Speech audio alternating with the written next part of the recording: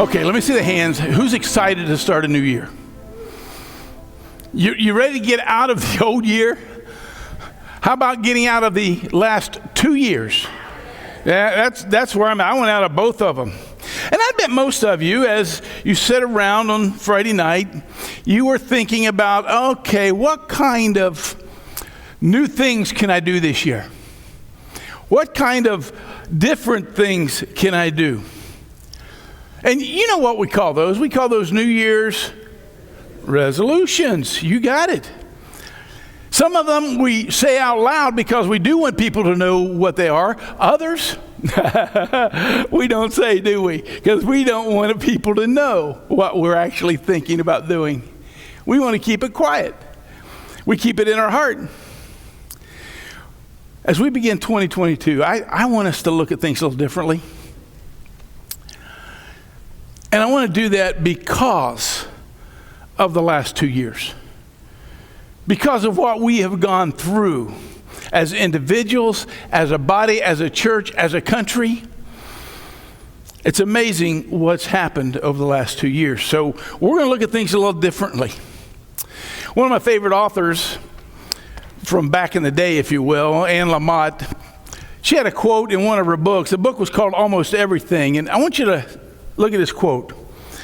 Almost everything will work again if you unplug it for a few minutes, including you. Now that's a nice, cute little quote, right?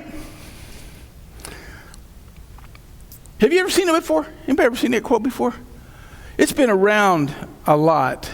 Now, I think we all get what she's trying to say here, don't we?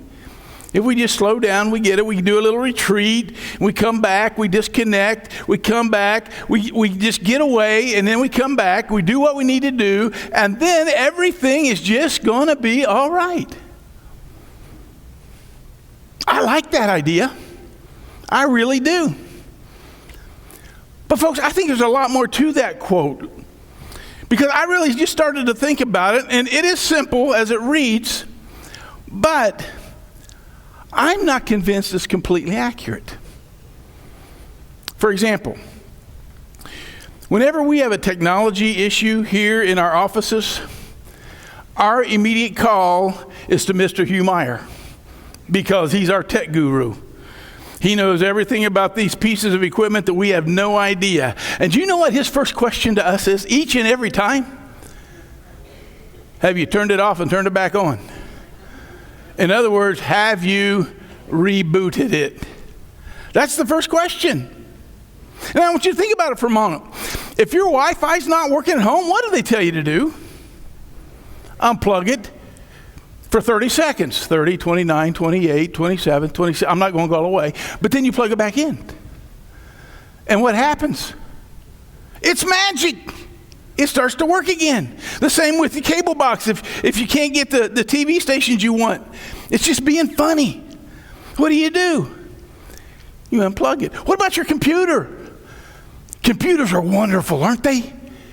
Until they're not. There's been so many times I just want to take my computer out the window. I want to open the window first, but yeah, I just want to go out the window because I don't get it. But yet, if you turn it off, or you unplug it, or you Control-Alt-Delete it, the problem is solved. Normally. But not all the time. So listen, we get that concept, but I wanted to just think about that a little deeper. With electronics, when they're not firing up, then that means something's not connecting, right? There's something wrong with the wiring. There's something not working, or there may be something broken in the board. One of the microchips isn't functioning well. Something's broken. So when we reboot these, when we unplug them or we Control-Alt-Delete them, what we're doing in that moment is we're preparing something that was broken or something that was not connecting. We give that the opportunity to reconnect. So the electricity shoots through it. And what happens? It begins to work. Unplug it, plug it back in. Voila! Problem solved. Seems so simple, doesn't it? But you know what? You don't know what's happening beneath the surface, do you? You know, if we took off our nice little plastic Xfinity case from our modem, and we looked at the circuit board and the microchips and all the wiring that's interconnected, so we begin to thinking that the reason it isn't working is because something is not connecting here. Something's not connecting there. It's not firing right. So what we do is unplug it. And when we unplug it, there's this volt of electricity, the electronic surge, it comes in, it reconnects or recalibrates. And again, here's the thing. It seems so simple just to unplug, and replug.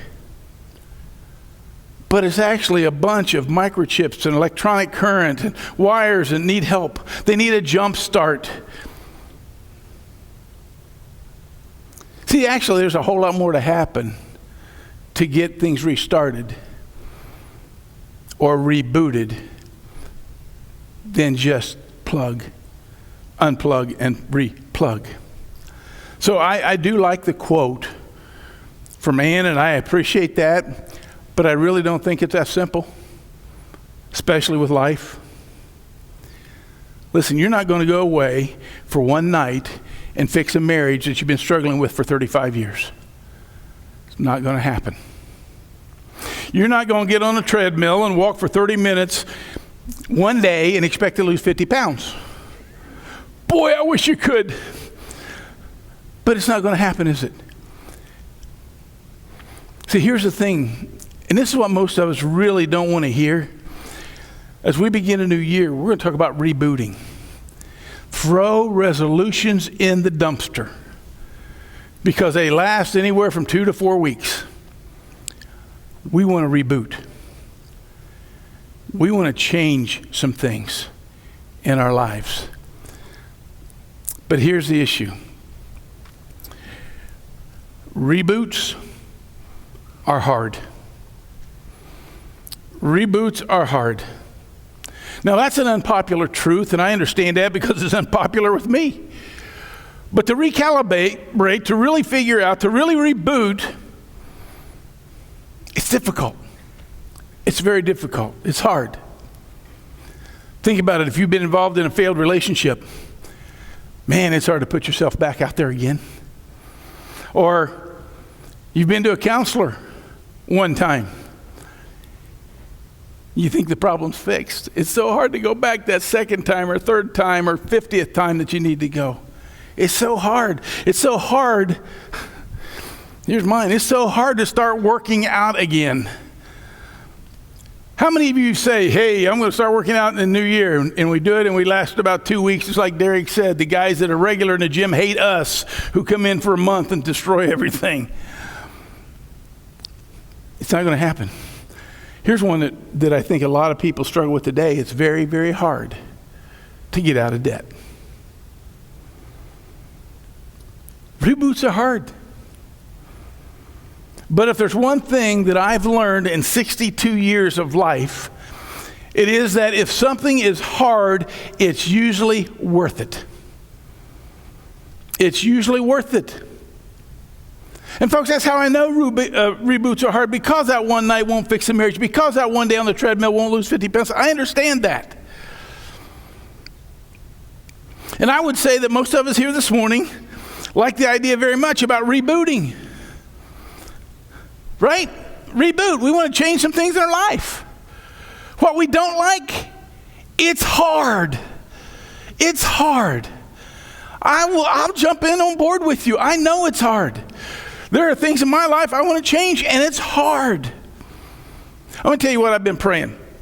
Since I began to look at this series and to think about doing it, I've been praying, and I believe this is where God is leading, is that maybe 5 years or 10 years, you'll look back and you'll remember where your life really began to change. You won't remember the service, you won't remember the theme of the message, but you'll remember your life started to change. That's what I'm praying for. See, this is a series that I'm going to challenge us to change directions a bit. I want to challenge each and every one of us to reboot an area of our life. Not just for a season, not for the month of January, not for the 6 weeks. I want us to reboot for life. And it's going to be hard. I want you to reboot, whether it's your faith that you need to reboot, or it's a relationship that needs rebooted, or your identity needs rebooted, or maybe it's your emotional health that needs rebooted. But folks, it is time to take some things. It's time to own some things. It's time to move forward in life. And I'm going to tell you what, for the first time in a long time, that's going to be new to us, to a lot of us, because we've not moved in a very long time. And so my prayer is 5 years from now, you look back at the moment and say, that's when everything changed. That's when I started reading my Bible every day. That's when I started praying every day. That's when me and my wife got things on the right track. That's when we started to get out of debt. That's what we need to do. And it needs to be every day. I'm not looking forward to something to say, yeah, I'm going to eat better so I can lose 5 pounds. No, that's not what we're looking for. We're not looking for, okay, let me motivate you to go to the gym and spend a month and quit. That's not what we're after. I want you to look back and say, hey, yeah, that's when I started to eat better. And because I started to eat better, I started to feel better. Because I started to feel better, I went to the gym more. This is where it starts today. It has to begin here. And so in order to do this, I want to go back in the Old Testament. I want to look at the book of Job. Now, some of you out there, you look at it, it says J-O-B. What's that spell? Job. Well, it's going to be a job this morning. It's going to be a job for us, but the book we're going to look at is called Job. So I want you to look at the book. And I got to tell you, it's not one of my favorites. It really isn't. Because, listen, there are parts of Job's story I just cannot wrap my little pea brain around. And you'll see what I'm talking about. But it is God's word. As a matter of fact, Job is probably the first book that was written that we have in our Bible. It's the oldest book that we have. But because it's in the Bible, we're going to look at it, we're going to study it, and we're going to see what happens with Job. Here's how the book starts. I want you to allow me some imagination here this morning, okay? I'm going to use our vernacular, not the scripture's vernacular, but here's how it starts. God's up in heaven. He's having his weekly staff meeting. All the angels are there. They're giving their reports on this person and that person, this guy, that lady. They're giving their reports to all they have to do, the updates of everybody's life. And then as they're in the midst of this meeting, who walks in but the devil himself? Now, that's the first thing I can't wrap my brain around, right? I don't understand the theological implications and ramifications of the devil in heaven. I don't understand that. But here it is in the book. And I believe the book. And so that's what it tells us. And so here's what God does. When the devil walks in, he kind of pauses the meeting for a moment, and he looks down. And he looks down and he sees this guy, Job. Oh, man. He says, let me tell you about my buddy Job. Right? This guy's faithful. He's pure. He's righteous. This guy has his eyes set on me. He loves me. He lives right, and he does good things. But the devil pushes back. You know, that's kind of how he does in our lives, isn't it? He just kind of pushes back, wants us to think of things differently. So he pushes back to God. He says, well, God, he has everything he could ever want. He has wealth. He has his family. He has his health. I mean, what else could he possibly want? Of course he's going to be righteous. Of course he's going to be fine with you. He has nothing to be mad at you about. But if you let me If you let me do a few things to him, you let me mess with him just a little bit, I'll bet he curses you before you can count to 10. And so listen, God doesn't do the testing himself. But he says, devil, all right, you can do that. I'll let you do a little bit to him, but you can't kill him. So let's see what happens. And so this story now, this is a little weird because we find this guy Job in the middle of a cosmic back and forth, if you will, between God and the devil.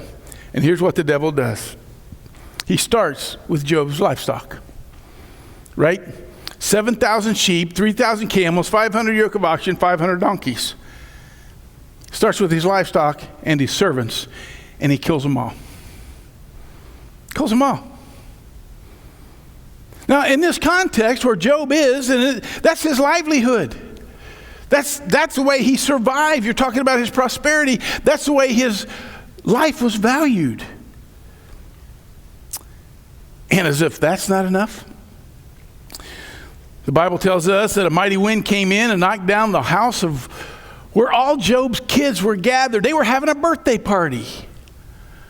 And the house blew in on them. And just like that, in that moment, Job's livelihood is gone and his families have gone. Now listen, Job is no different than you and I. He was a man. So I know that he was heartbroken. I know, as you and I would be, he's distraught. He can't believe. But I love this. He can't believe all that's happened, but I love this. All through this, he says he refuses to curse God. He refuses to turn his back on God. Oh, man. And so what's the devil do? He says there is a reason he won't turn his back on you, God. It's because, well, let's just be honest about it. He still has his health. If I took his health, then we're talking like a whole nother area, a whole nother realm to this thing. And I know that he would curse you before the count of 10. And so what's the devil do? He puts boils all over Job's body. Think with me. He's lost his livelihood. He's lost his family. He's lost all of his family other than his wife. But I got to tell you, if you read on, you're kind of like, it wouldn't be the worst thing if he took her too. She was no support to Job at all, right? So Job's wrestling with all this stuff.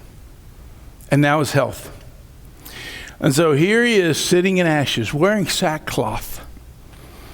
He's tearing his sackcloth. He's got broken shards of pottery. He's cutting his skin. He's depressed. He's distraught. He's beyond anything we can imagine in the way of being distraught. But here's what we know from the text. He never curses God through the entire story. He never turns his back on God. Now, that doesn't mean Job didn't tell God how he feels. That's the entire chapter 7. Job's telling God how he feels. Here's what we'll find in chapter 7. Job lets God have it, if you will. He says, hey, God, I am turning and toiling every single night. I'm losing my sleep. I'm tossing in my sleep, and I would rather you just strangle me to death than to live another day on earth. God, I'm tired of this. I don't know what I did. I don't know why you are so far away from me. Can we just take a time out right there? Over the last 2 years, how many of you have cried that out? I have. God, why are you so far from me? Why are you so far from us? As we go back over these last 2 years and all that we've been through and all that's happened, if you've not cried out to God about why he seems so far, then I would say you don't have a lot of faith, because you're not talking to the one who can help. And you got to talk honestly to God. And that's what Job did. I've had those moments over the last 2 years. There were days early in the stages of when I was dealing with COVID, I just cried out to God. And I'm just going to be totally transparent this morning. I probably said a word or two I shouldn't have. And then ask for forgiveness. And I'm going to guess if any of you are like me, you had those moments too over the last 2 years. God, what are you doing? We've been praying that you heal our nation. And look what we're dealing with. Why are you so far from me? Folks, that's where Job finds himself. And I think understandably so. And he's talking to God about this. And he's being honest with God. And then Job has these friends. Now, I would say they are well-meaning friends, but they're clueless, well-meaning friends. Anybody have friends like that? They're well-meaning, but they're just clueless. They don't know what's going on. And so here's what we find in Job chapter 8. We're going to look at the first 7 verses or so of Job 8. And what one of Job's friends is trying to say to him. He's trying to, let's say this, he's trying to sort of get Job back on track because he thinks Job's jumped the tracks. But yet, we know that Job has done nothing wrong. There is no sin that has led him to this point. Because as we begin in the text, we find that he was pure and he was righteous and he was upstanding. But his friends have this thought like, it must be something that you did, Job. It must be some unrepentant sin. Something you're holding on to. Now listen, I think they're well-meaning. Please hear that. I think they're well-meaning. They just don't get it.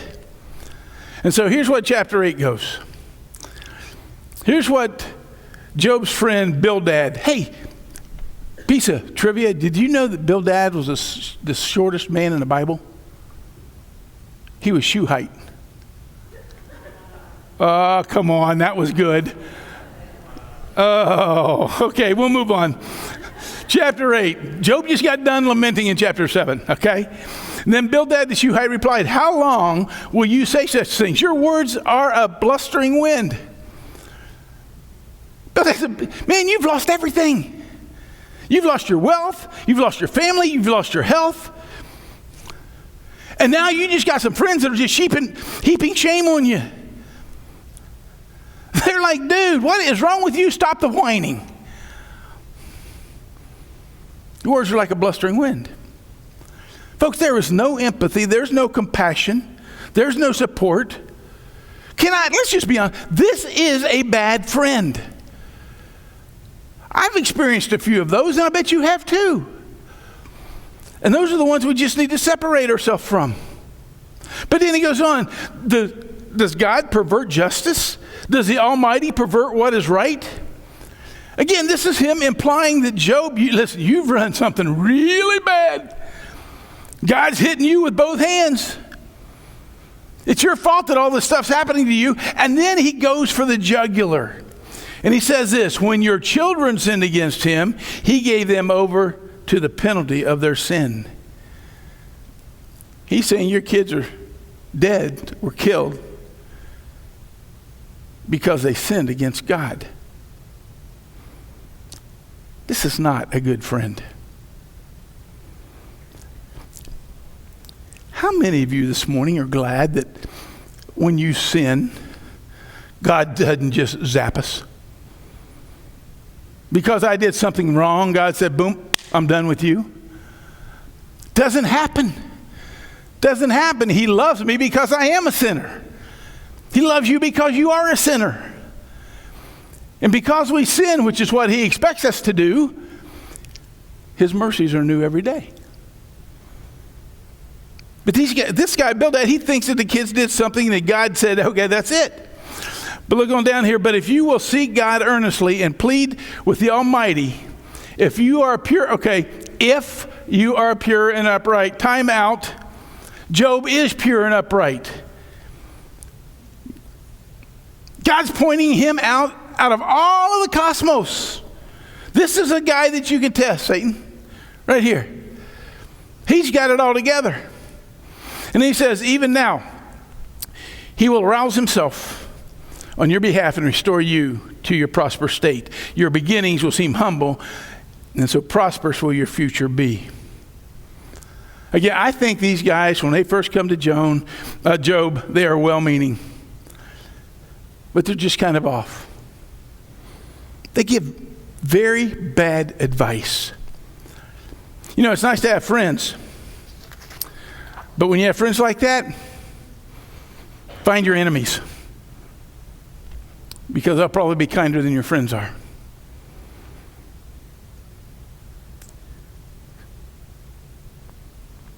What we find in this text is that Bildad is going after Job. None of it makes sense. None of it's... If he's a friend of Job, he knows how Job has lived his life. He knows there is no unrepentant sin in Job's life. There's nothing there to be blamed for. So everything in this first few verses of chapter 8 is garbage. No love, no understanding, no compassion, no forgiveness.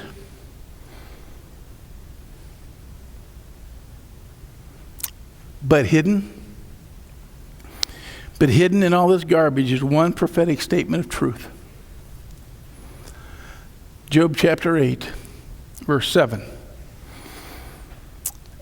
Your beginnings will seem humble, so prosperous will your future be. Let me just give you my paraphrase. I know things are hard, but you have to start rebuilding somewhere. And you need to start rebuilding now. And when you jump to the end of the book, Job, the end of the book of Job, you will find that because of his faithfulness, he had an even larger family. He had more livestock than he had before.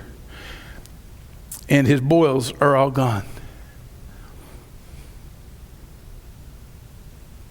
But it didn't just happen. Job had to take the first step. Job had to take that first step. And when you're going to reboot something in your life, you have to take the first step. Do you know that's the hardest step to ever take in anything? It's that first one. You know, now, when I get out in the snow, not very often, but if I'm out in the snow and it's a deep snow, do I want to make new tracks or do I want to step in the tracks that are there? Taking that first step. We need to each and every one take, and I'm going to tell you what, when you take that first step, not only will it be hard, there are times that you will hate it. You will not like that first step because you're going to take that first step and it's not going to get you the results that you want right away. You're going to have to work through some things to get there. So you take that first step and it's hard and you hate it. You take that second step and guess what? It's hard and you hate it too. But you keep going. Anybody ever work out in the gym? Or yeah, work out in that gym. Oh, pump that iron, right? What happens if you've not worked out for a long time and you go in and you work out real hard one day? For the next how many days can you not lift your arms? Right? Because of the pain. That's what happens in life, folks. That's what we're talking about rebooting. Because for the most part, we all love to take the path of easiest resistance, of least resistance. It's just so much easier. I may need to come clear out to the front for this. Because we are all lazy. We don't want to work for what we should have. Miss Tina sitting here today had a knee surgery and she hates rehab. Why? Because it hurts like the dickens. But in a month or so, she'll be walking on a brand new knee.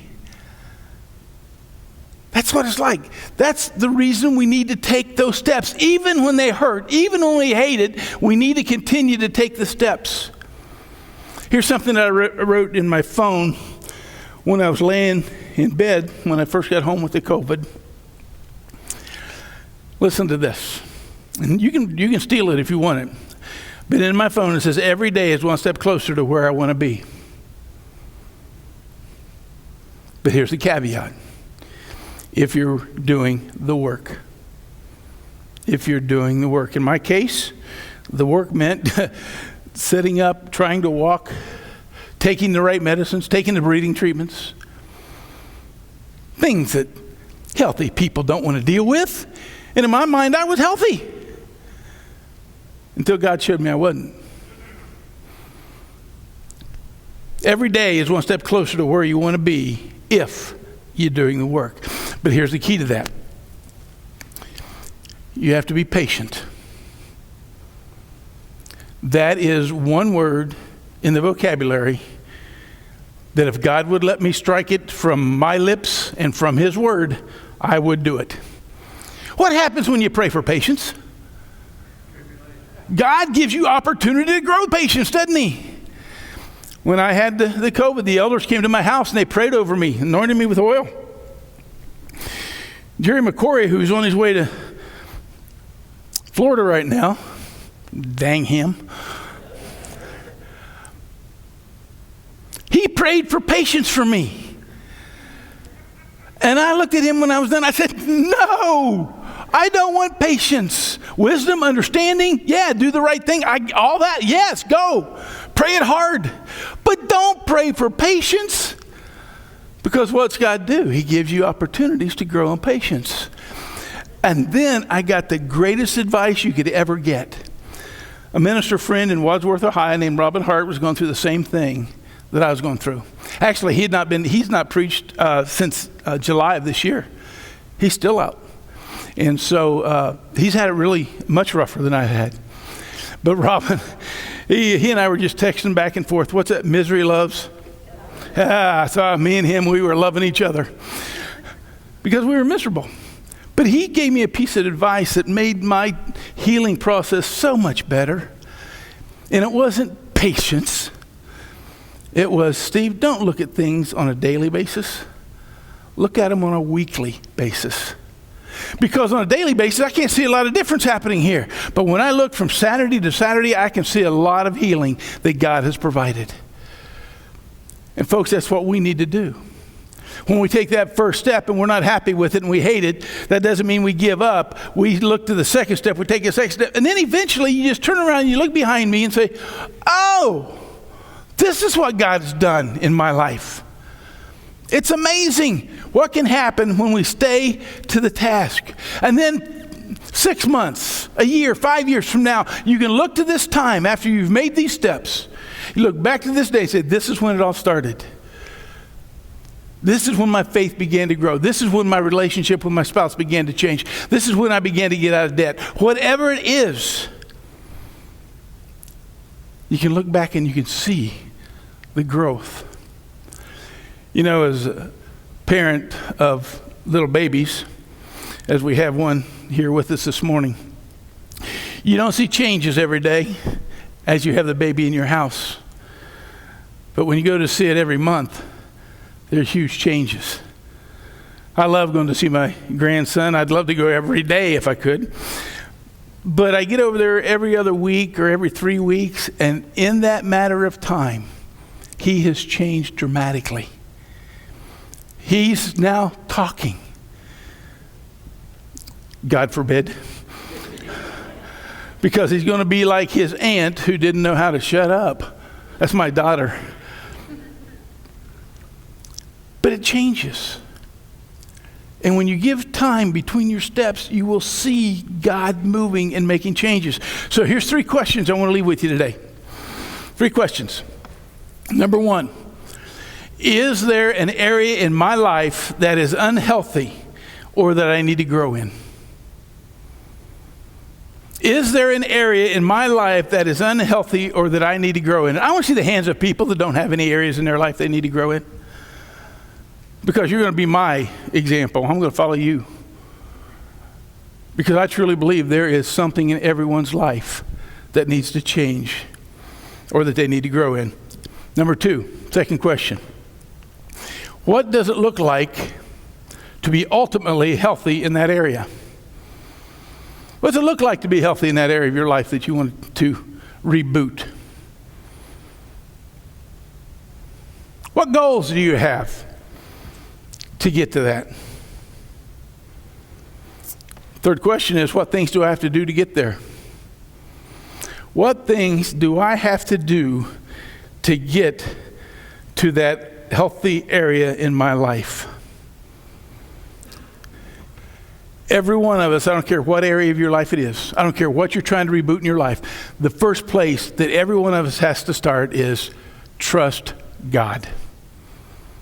That's where it's got to start. We trust God. Here's the transparency. Because I started doing this about a month ago, I've already been able to search through and find out what area of my life I wanted to grow in, what I wanted to be healthy in, be healthier in. Discipline. I want to grow in discipline in my life. And what does discipline mean? It means more Bible study. It means more prayer time. It means eating right. It means reading instead of watching a stupid black box I got. See, discipline affects so many areas of my life. I don't want to just focus on one little tiny thing and say, okay, I'm going to watch less TV. Well, that's easy. I just give my wife the remote.